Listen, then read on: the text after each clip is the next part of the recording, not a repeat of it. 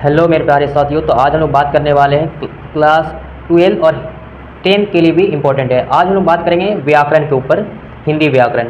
तो हिंदी व्याकरण से भी आपको बोर्ड में पूछा जाता है, तो इसलिए मैं आज पूरा निचोड़ जितनी भी हिंदी व्याकरण से पूछे जाते हैं उसके पूरे आज मैंने क्लियर करने वाला हूं। तो आप हमारी वीडियो तक पूरा शुरू से लेकर एंड तक बने रहें। ठीक है, पहला लिखा हुआ व्याकरण किसे कहते हैं। तो व्याकरण आप सबसे साधारण भाषा ही बोल सकते हैं कि जिससे सही ढंग से बोलना पढ़ना समझना आ जाए तो उसे हिंदी शब्द में व्याकरण कहते हैं। ठीक है, तो ये तो बात व्याकरण की परिभाषा हो गई। अब उसी तरीके से यहाँ पे वर्ण, वर्ण क्या है, तो वर्ण उस ध्वनि को कहते हैं या उस अक्षर को कहते हैं जिसको टुकड़े में नहीं बांट सकते हैं। ठीक है, जैसे क्या है तो क्या को तो तोड़ नहीं सकते हैं, है ना, मैं तो मैं, इसी तरीके से वर्ण उस ध्वनि को कहते हैं जिसको टुकड़े में नहीं कर सकते हैं। ठीक है ना, तो उसे हम वर्ण कहते हैं या वर्ण उस छोटी इकाई को कहते हैं जिसमें टुकड़ों में नहीं बांट सकते हैं। ठीक है, आगे देखिए वर्णमाला क्या है। वर्णों के समूह को वर्णमाला कहते हैं। जैसे वर्ण में क्या क्या आएंगे देखिए, तो नॉर्मल में जैसे का, अब का लिखे तो का हो गया, खा हो गया। इसी तरीके से वर्णमाला में क्या है कि वर्णों के समूह को वर्णमाला कहते हैं। जैसे अब का भी है, ल भी है, मा भी, तो क्या बन गया, एक वर्ण के समूह बन गए तो कलम हो गए, रमन हो गए। उसी तरीके से आदि। ठीक है, इसके दो प्रकार होते हैं, है ना, सवर वर्णमाला के, वर्णमाला के यहाँ पे सवर वर्णमाला और व्यंजन वर्णमाला। ठीक है, तो व्यंजन सवर वर्ण क्या आते हैं सवर वर्णमाला में, तो जिसका उच्चारण स्वतंत्र रूप से हो उसे सवर वर्ण कहते हैं। ठीक है, जैसे अब यहाँ पे सवर माला के लिए देखिए, जैसे उदाहरण में आ ई इस तरीके से जाएंगे और ये कहाँ तक जाएंगे तो 11। आपको ये भी पूछा जाएगा कि सवर वर्ण में वर्णों की संख्या कितनी होती है, 11। क्या होती है, 11, तो 11 पड़ेगा। ठीक है, उसी तरीके से यहाँ पे व्यंजन वर्णमाला की बात करेंगे तो जिसका उच्चारण के लिए सवर वर्ण की सहायता ली जाती है। जैसे हमने सवर वर्ण की परिभाषा जाने तो उसी प्रकार से व्यंजन वर्ण में सवर वर्ण की प्रयोग से ही किया जाता है, उसे हम व्यंजन माना कहते हैं। ठीक है ना, देखिए यहाँ पे जैसे क ख ग घ इस तरीके से जाएंगे और कहाँ 33 तक जाएंगे। ठीक है, जिसमें छात्रज्ञा जो है वो छात्रज्ञा जहाँ पे हा तक ही होगा आपका 33 टू, लेकिन छात्रज्ञा जो है वो संयुक्त व्यंजन वर्णमाला हो गया दोस्तों, व्यंजन वर्णमाला हो गया। ठीक है, हाँ, लेकिन आगे देखिए उच्चारण के लिए भी आपको पूछा जाता है। ठीक है ना, उच्चारण भी आ जाते हैं 2-3 मार्क्स के। देखिए तो उच्चारण में यहाँ पे जैसे नाम शब्द दिए हैं लेकिन उसका वर्ण, वर्ण में कौन सा वर्ण स्टार्ट होगा जो उच्चारण उसका ये होगा। जैसे का ख, जैसे मुंह से तुम्हारा निकली हुई जितनी भी जैसे अक्षर आते हैं का ख ग आ, तो ये सब हमारा कंठ से निकलती है। जैसे तालु, और तालु में कौन कौन सा वर्ण होंगे, तो चा का उच्चारण क्या होगा, तालु, चा छ ज। जैसे जुबान का क्या ऊपर से ताल से टकराना ही मेरा ये। अब देखिए मूर्धा क्या है, जिसमें टा ठा, जैसे जीभ का मुड़ करके ताल से बजना। ठीक है, टा ठा ड। दंत में क्या होगा, जो दांत से टकराए, ठीक है ना, जुबान, जैसे ता था द, ये सब ता था का उच्चारण क्या होगा, सब जितने भी दंत होंगे। ठीक है, अब क्या ओष्ठ, ओष्ठ जैसे दोनों आपस में ओष्ठ टकराते हैं तो उससे देखिए जैसे पा फा, इसमें जुबान का किसी नहीं, पा फा, ये आपस में ओष्ठ एक दूसरे से टकराएंगे तब होगा। अच्छा, ठीक है ना, तो पा का उच्चारण क्या होगा, ओष्ठ, फा ब भा मा। आई बस समझ में। हाँ, अब चलते हैं आगे दोस्तों। देखिए अब समझते हैं भाषा क्या है, भाषा किसे कहते हैं। तो सिंपल है कि आप सुबह से जो भी, अगर साधारण में बताऊं, जो भी सुबह से आप शाम तक जितनी भी अपने मन के विचार को दूसरे के सामने प्रकट करते हैं वो आपकी भाषा हो गई। अब कौन सी भाषा, चाहे अंग्रेजी बोल रहे हैं, हिंदी बोल रहे हैं, उर्दू बोल रहे हैं, बंगाली, तमिल, कुछ भी बोल रहे हैं, तो वो आपकी भाषा हो गई। ठीक है, अब ये भाषा जो है हमारा 2 प्रकार के होते हैं, लिखित और मौखिक भाषा। ठीक है, तो लिखित भाषा किसे कहते हैं, तो वैसा भाषा जो अपने मन के विचार को दूसरे के सामने लिख करके प्रकट करना लिखित भाषा होती है। ठीक है, मौखिक भाषा जो मुख बोल करके होती है, जो अपने मन के विचार को दूसरे के सामने बोल करके प्रकट करते हैं, तो उसे हम मौखिक भाषा कहते हैं। अब ये लिपि में क्या होती है, लिपि देखिए पहले जो पूर्वज के द्वारा जो है ना, लिपि पहले हिंदी शब्द में क्या होता है, तो उसमें लिपि के लिए जो शब्द होते हैं उसी का कुछ विशेष लिपि अर्थ निकलते हैं। पहले लिपि निकलती थी, हिंदी को पहले देवनागरी बोलते हैं लिपि शब्द में, उर्दू को फारसी, उसी तरीके से अंग्रेजी को क्या बोलते हैं, रोमन। ठीक है, अब आगे देखिए दोस्तों, संज्ञा क्या है, संज्ञा किसी जानवर, स्थान या वस्तु या किसी भी चीज़ के नाम को संज्ञा कहते हैं। ठीक है, अब इस संज्ञा कुछ भी मतलब घोड़ा, बिल्ली, कुत्ता, कुछ भी हो, कलम वगैरह सब चीज़। लेकिन अब इसके संज्ञा के 5 प्रकार होते हैं, यहाँ पर जो लिखा हुआ आपको, ठीक है, दिख रहा है, जातिवाचक, व्यक्ति, द्रव, अभाववाचक, समूहवाचक, ये सब संज्ञा के ही प्रकार हैं। अब इस एक बाई वन करके क्लियर करता हूँ। देखिए जातिवाचक जिस संज्ञा से जाति भर का बोध होता है। ठीक है, जैसे अब गाय, गाय कैसी है ये नहीं बोल रहे, सिर्फ गाय, गाय उजली हो सकती है ना, काली भी होती है ना, लाल भी हो सकती है, भूरी होती है, तो ये सिर्फ गाय न बोला, इसलिए क्या हो गया, जातिवाचक संज्ञा। ठीक है ना, जैसे गाय, गाँव भी हो जाएगी, है ना, गाँव का नाम तो बोला ना, ये भी जातिवाचक है ना। उसी तरीके से व्यक्ति में क्या होगा, जिसके किसी व्यक्ति के खास नाम से होगा। ठीक है, जैसे नाम ले लिया गया है, जैसे मान लो कि ताजमहल, ताजमहल एक ही है ना, और इससे ज़्यादा नहीं है, ताजमहल, दिल्ली, पटना, है ना, पटना, फिर सासाराम, कुछ वगैरह भी हो सकती है। उसी तरीके से यहाँ पे द्रव्यवाचक, द्रव्यवाचक इसको बोलते हैं वैसा जिस संज्ञा से किसी मापा या तौला जाता है परंतु गिनती नहीं जा सकता है, गिना नहीं जा सकता है। ठीक है, जैसे आप जैसे द्रव्य में जैसे सौदा वगैरह लेते हैं, जैसे दाल, चावल, तेल, ये सब जितने भी है वो सब आपका द्रव्यवाचक संज्ञा हो गई। अब आगे देखिए भाववाचक, भाववाचक संज्ञा किसे कहते हैं, जिस संज्ञा से देखा या छुआ नहीं जा सकता, सिर्फ केवल और केवल क्या कर सकते हैं, अनुभव कर सकते हैं उसे भाववाचक संज्ञा कहते हैं। जैसे अब देखो, जैसे दर्द, हवा, है ना, दुख, दर्द, प्यास, भूख, ये सब जितनी भी है वो हमारा क्या है, भाववाचक। भूख, प्यास, प्रेम, ये सब जितने भी देख रहे हैं सब ये हमारा सब का सब क्या है, भाववाचक संज्ञा। समूहवाचक संज्ञा किससे बोलते हैं, तो वह जिस संज्ञा से समूह का बोध होता है। ठीक है, जैसे अब मैं बताऊँ, देखिए भीड़, भीड़ हो गई, है ना, दल हो गया, तो इसमें एक से ज़्यादा लोगों वो आपका क्या किसमें होंगे, तो समूहवाचक संज्ञा में होंगे। ठीक है, जैसे और जैसे अब बात बताऊँ, जैसे गुच्छा, है ना, अंगूर का गुच्छा, उसमें बहुत ये होंगे।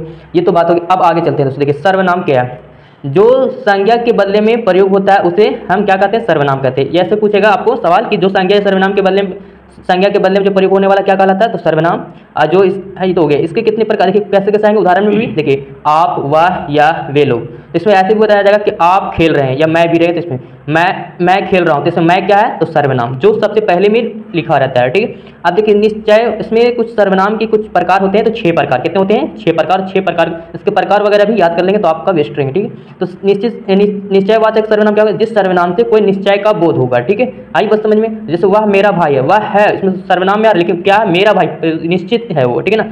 अब देखो यहाँ पे अनिश्चित का मतलब है ना, कोई आ रहा है लेकिन कौन आ रहा है ये पता नहीं है, तो अनिश्चयवाचक हो गया। ठीक है ना। या फिर एक मिनट, जैसे वह कौन है, वह कौन है ना, इस तरीके से, तो इसमें अनिश्चय में हो गया। जैसे और भी, जैसे कोई, है ना, थोड़ा, इस तरीके से अनिश्चय, कोई परफेक्ट नहीं बताया जा रहा है। संबंध क्या होगा, जैसे किसी से संबंध हो, जैसे वह मेरा भाई है, वह तो है लेकिन किसका भाई है, तो मेरा, वह मेरा में क्या होगा, रिलेशन हो गई।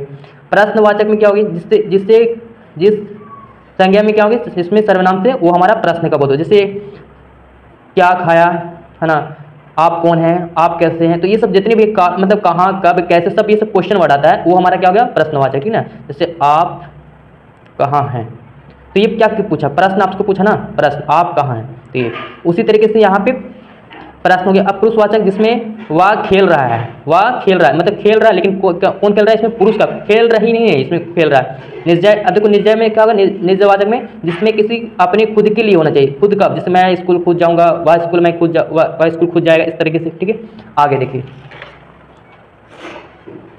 संधि। संधि यहाँ पे 2 वर्णों के मेल से जो होने वाले विकास जो शब्द निकलते हैं, संधि निकलते हुए होते हैं। ठीक है, देखिए संधि में यहाँ पे जैसे आ प्लस, देखिए यहाँ पे आ प्लस आ बराबर क्या निकलेंगे, आ निकलेंगे। ठीक है, उसी तरीके से यहाँ पे संधि विच्छेद के यहाँ पे 3 प्रकार होते हैं, संधि के प्रकार भी पूछते हैं। तो संधि में स्वर संधि, व्यंजन संधि, विसर्ग संधि।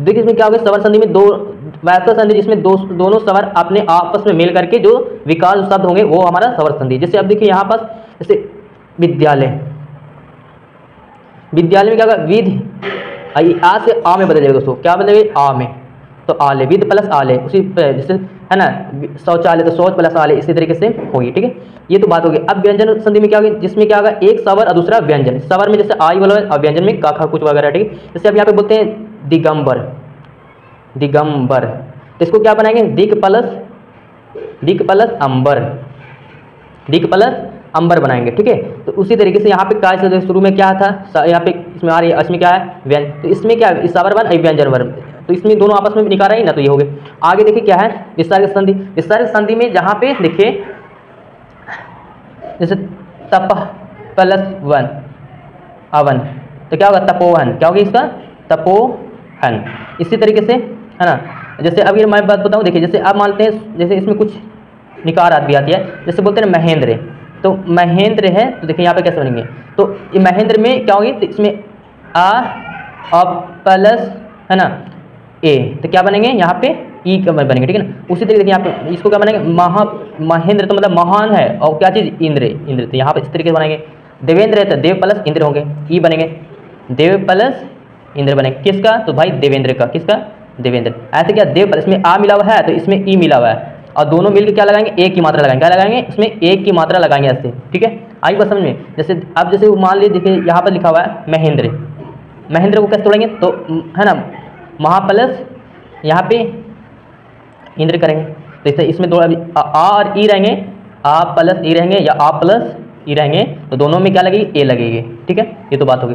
अब आगे देखिए क्वेश्चन, देखिए यहाँ पे क्या है, लिंग। लिंग किसे कहते हैं, जिसमें जेंडर बोलते हैं, लिंग जिसमें स्त्री या पुरुष जाति का बोध हो उसे लिंग कहते हैं, जैसे लड़की, लड़का, है ना, ये। लेकिन इसमें लिंग के 2 प्रकार, स्त्रीलिंग और पुल्लिंग। स्त्रीलिंग में क्या होगा, स्त्री जाति का बोध होगा, इसमें क्या होगी, स्त्रीलिंग जाति का बोध होगा, ठीक है। लेकिन पुल्लिंग वाले में क्या होगा, पुरुष जाति का बोध होगा, पुरुष जाति का बोध हो, ठीक है। तो यहाँ पर तो बात समझ में, जैसे स्त्रीलिंग में कौन कौन होगा, जैसे गाय, बिल्ली, है ना।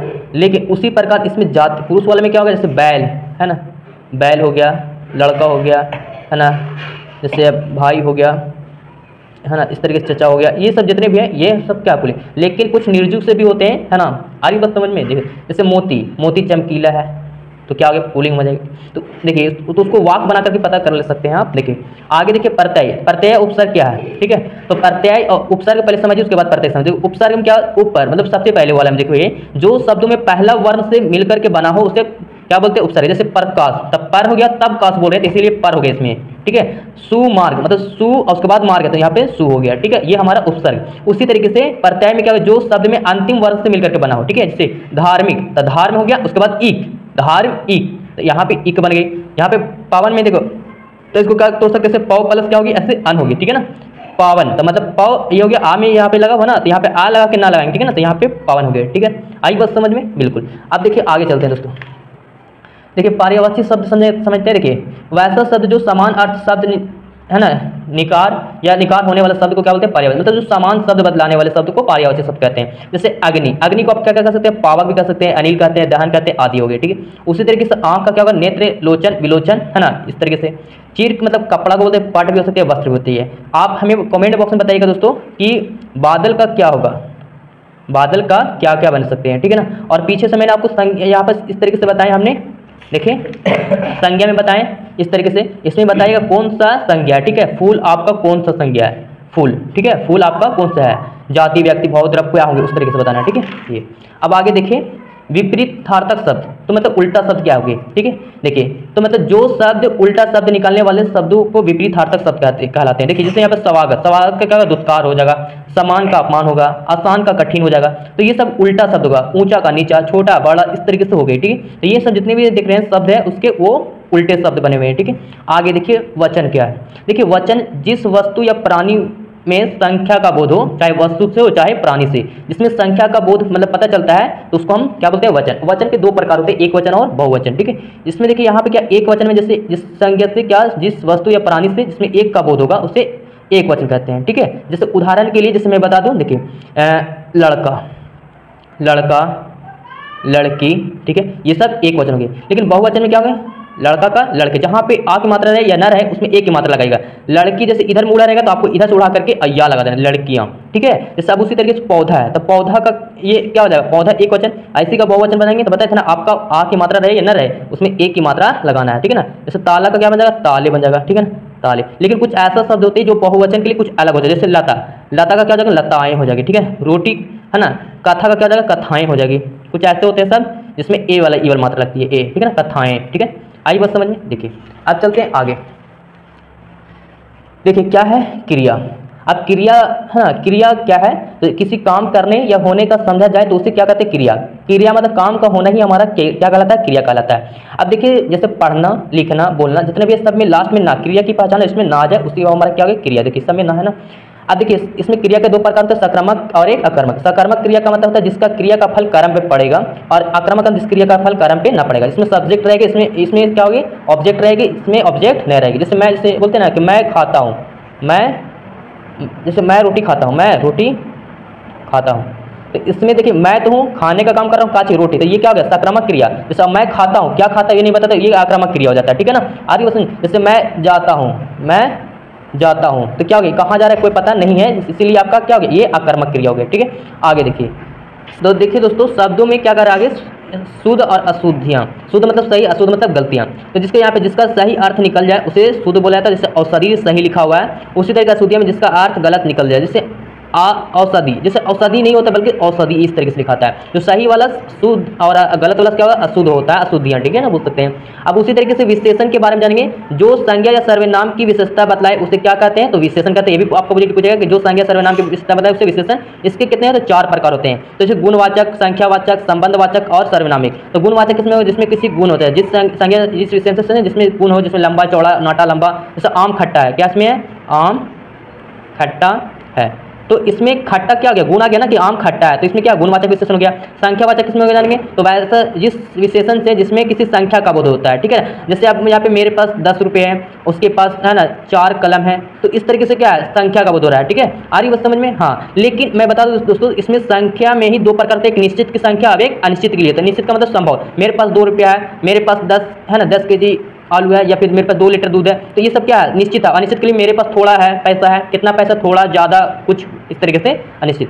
संबंध में क्या होगा देखिए कि जिस संज्ञा से किसी विशेषण में संबंध का बोध हो, जैसे यह कलम मेरी है तो संबंध हो गया कलम तो है, या विशेषण में जैसे वह कलम लाल मेरी है, तो वह कलम में क्या रही गुण आ रही है, लेकिन वो मेरी है, तो क्या होगी संबंधवाचक।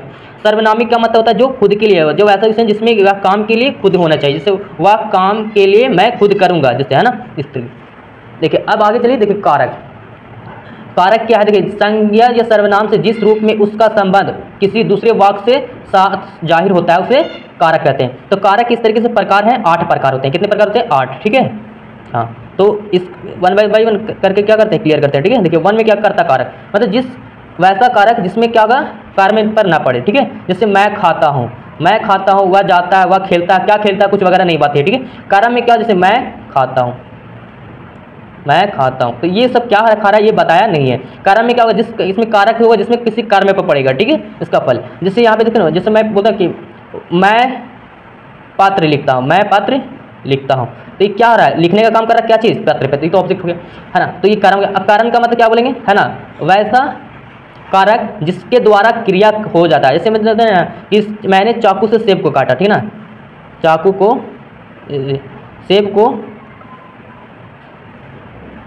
चाकू से काटा, तो मैंने यहाँ पे लिख देते हैं मैंने, तो यहाँ पे जो काम किया मैंने सेब को चाकू से काटा, ठीक है। तो ये काम किसके द्वारा, चाकू से, है ना। जैसे पत्थर से मैंने आम झाड़ा, तो इस तरीके से क्या हो गया, ये हमारा करण कारक हो गए। आपादन, है ना, आपादन कारक जैसे वैसा कारक जो खुद के लिए होना चाहिए। जैसे पेड़, देखिए पेड़ से पत्ते गिरते हैं, पेड़ से फूल गिरते हैं, पेड़ से है ना फल गिरते हैं, तो इस तरीके से यहाँ पे पेड़ से पत्ते गिरते हैं, ठीक है। उसी तरीके से संप्रदान क्या होगा, वैसा कार्य संप्रदान मतलब प्रदान करने वाला, ठीक है। जैसे मैंने उसे 10 रुपये दिए, मैंने उसे अपना कार दिए, मैंने उसे अपना है ना कलम दिए, तो इस तरीके से क्या है ना, मैंने उसकी मदद की संप्रदान के हो गया, ठीक है। तो 10 रुपये दिए, कुछ भी वगैरह मदद करने की बात है। असंबंध कारक क्या होगा, जिस कारक से किसी एक दूसरे से संबंध होना चाहिए, ठीक है ना। जैसे है ना वह मेरा घर है, यह आपका घर है, इस तरीके से, है ना, इस तरीके से। जैसे वह कलम आपकी है। अब यहाँ पे संबोधन कारक में क्या, जैसे यहाँ पे बोलते हैं ना कार मेरी है, कार मेरी है। संबोधन में क्या होगा, जिसमें किसी से बोध करा, जैसे बोलते हैं ना या अल्लाह, मतलब कि इस तरीके या अल्लाह, है ना मेरी मदद कर, इस तरीके से क्या होता है इसमें है या अल्लाह या रब, इस तरीके से, है ना, या करीम।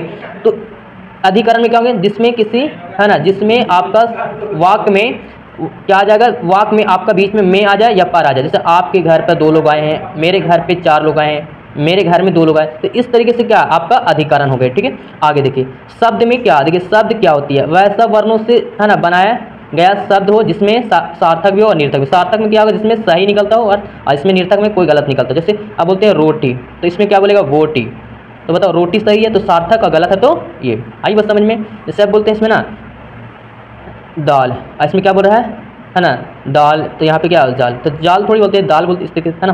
तो ये तो जिसका जोरदार मानी निकलता है, जिसका मानी ना निकलता उसे निर्थक, ठीक है।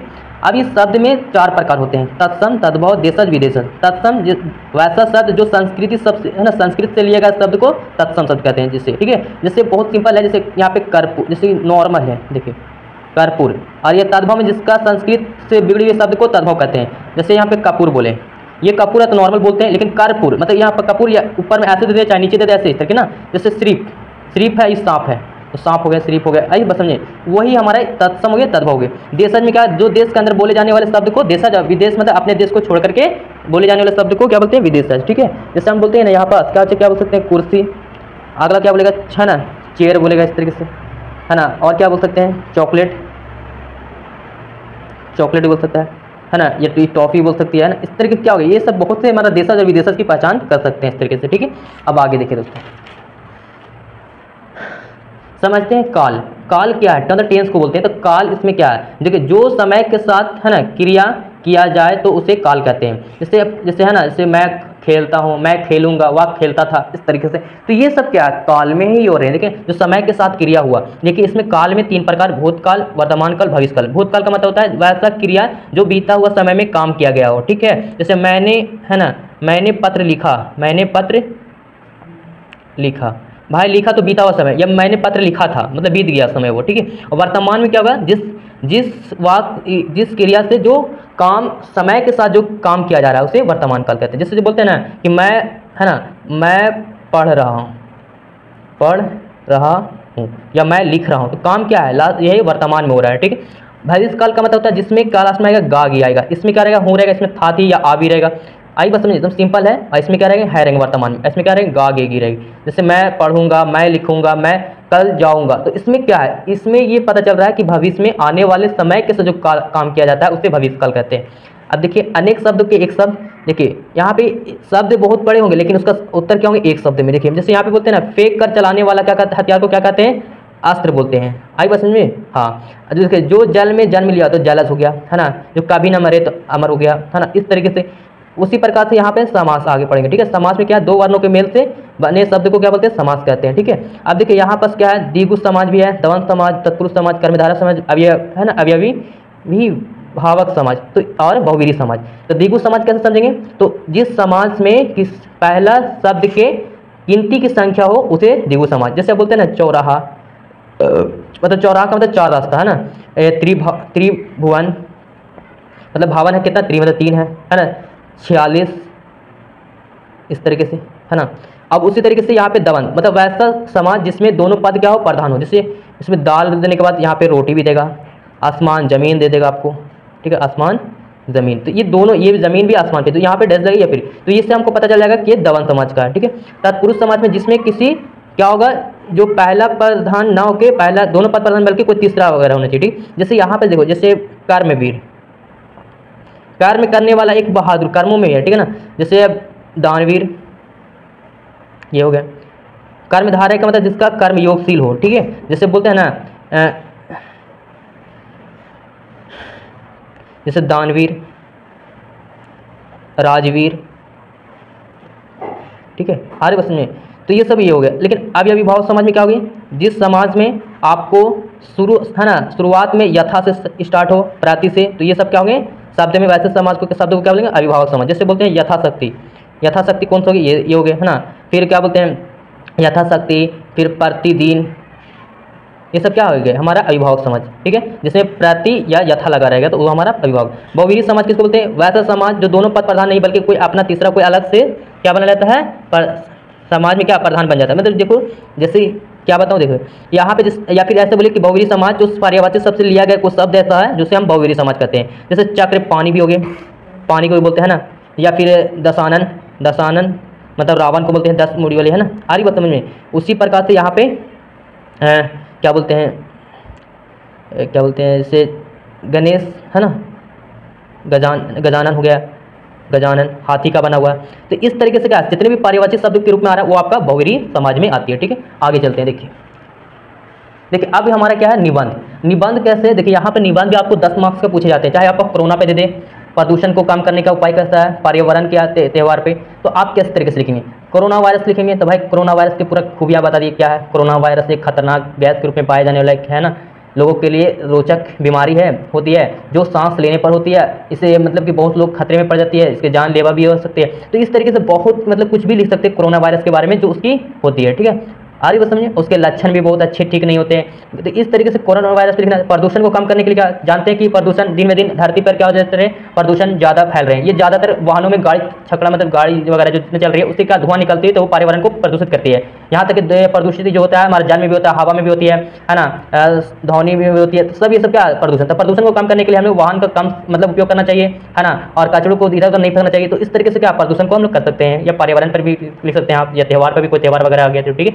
अब देखिए एक होता है आवेदन। पत्र वाला में कैसे लिखा जाए, एक आवेदन एवं एक निवेदन होती है, ठीक है। आवेदन हम किसी से रिक्वेस्ट वगैरह, निवेदन सॉरी आवेदन हम किसी आवेदन आने के बारे में, और निवेदन किसी रिक्वेस्ट वगैरह करते हैं। जैसे मान लो कि इसको कैसे लिखेंगे, तब पहले मान लो कि हम किसी, है ना, प्रधानाचार्य के पास लिखना चाहते हैं या फिर बैंक के पास लिखना चाहते हैं, ठीक है ना, शाखा प्रबंधक के पास। तो पहले क्या लिखोगे, यहाँ पे पहले स्टार्ट हो गया ऐसे सेवा में, सेवा में होने के बाद यहाँ पे है ना शाखा बैंक या शाखा प्रबंधक, बैंक शाखा प्रबंधक, बैंक शाखा प्रबंधक, ठीक है, ये हो गया शाखा प्रबंधक जी। उसके बाद क्या, जो बैंक का नाम है वो लिखेगा। जैसे मान लीजिए कि हमारा पंजाब है, Punjab national bank, Punjab national bank, इस तरीके से। फिर उसके बाद क्या लिखेगा, इसी के सामने सेवा के ठीक सामने उसके बाद क्या लिखेगा यहाँ पे, विषय। भाई विषय में क्या लिख रहे हो, ठीक है, विषय में क्या बताना चाह रहे हो आप। तो विषय में हम बताएंगे कि भाई कि मेरे बैंक खाता को चालू करने में सहयोग करें हेतु प्रबंधक या संबंध में, ठीक है ना, संबंध हेतु में। तो पहले यहाँ पे लिखना है बहन, इस तरीके से लिखना पॉइंट को। फिर उसके बाद यहाँ पे लिखना है महोदय, क्या लिखना है, महोदय, अरे बस समझिए। उसके बाद लिखना है कि मैं आपसे निवेदन करता हूँ कि मैं आपके बैंक खाता का एक धारक हूँ, मेरा नाम ये है और इस तरीके से, है ना, मैं इस गांव का रहने वाला हूँ, निवासी हूँ, और मेरे किसी कारण की वजह से मैं अपना बैंक खाता जो बंद हो चुका है, तो आपसे अपील है या अनुरोध है कि हमारे बैंक खाता को चालू करने में सहयोग दें, है ना, इससे मैं आपका, है ना, सदा आभारी रहूँगा। आपका आज्ञा का शाखा मतलब या फिर धारक, बैंक का धारक, नाम। फिर उसके बाद क्या करना है, उसके बाद यहाँ पे किस तरीके नाम लिखना हैं। उसके बाद नाम के बाद क्या आते हैं, यहाँ पे खाता नंबर करिएगा, खाता नंबर। उसके बाद क्या है, IFSC कोड भरिएगा, ठीक है ना, IFSC जो कोड होती है वो, दिनांक भरेंगे, ठीक है ना। तो ये सब पूरा भरने के बाद आपका क्या हो जाएगा, ये पूरा मुकम्मल हो जाती है, ठीक है। आगे देखिए दोस्तों, अब यहाँ पे लास्ट बचा हुआ दोस्तों, है ना, मुहावरे और लोकोक्तियाँ। मुहावरे को लोकोक्तियाँ भी बोलते हैं। यहाँ पे समझिए कि यहाँ पे कैसे, जिसका मुहावरा तो जानते हैं, जैसे घर की मुर्गी दाल बराबर, इसका अर्थ क्या निकलने वाला है ना। तो इसको क्या बोल सकते हैं, अपना आदमी को कम महत्व देना, ये सब क्या है, घर की मुर्गी दाल बराबर। तो ये मुहावरे में आ गया आपका, है ना। आइए समझिए। उसी तरीके से एक और है यहाँ पे, है ना, अधचल गगरी छलकत जाए, तो इसका ये क्या बन रहा है, ये तो लोकोक्ति बन रहा है, या मुहावरा ही बोल सकते हैं ना। तो ये सब बताया गया। जैसे आप कान देना, ध्यान देना, है ना, आसमान सिर पड़ना मतलब बहुत शोर करना, है ना, हाथ में पछताना। तो इस तरीके से कई हमारा क्या है, मुहावरा बनते हैं, ठीक है। तो आज के लिए इतना ही दोस्तों, है ना। ये तो पूरा आपका निचोड़ जितने भी हिंदी व्याकरण था मैंने आपको पूरा क्लियर कर चुके हैं। फिर भी अभी कोई डाउट लगता है दोस्तों तो हमें कमेंट बॉक्स में जरूर बताएं और अपनी राय बताएं, और अब ये भी बताएं कि आप, है ना, अगला क्लास किस पर देखना चाहेंगे, ठीक है। फिर मिलते हैं, ओके, थैंक यू।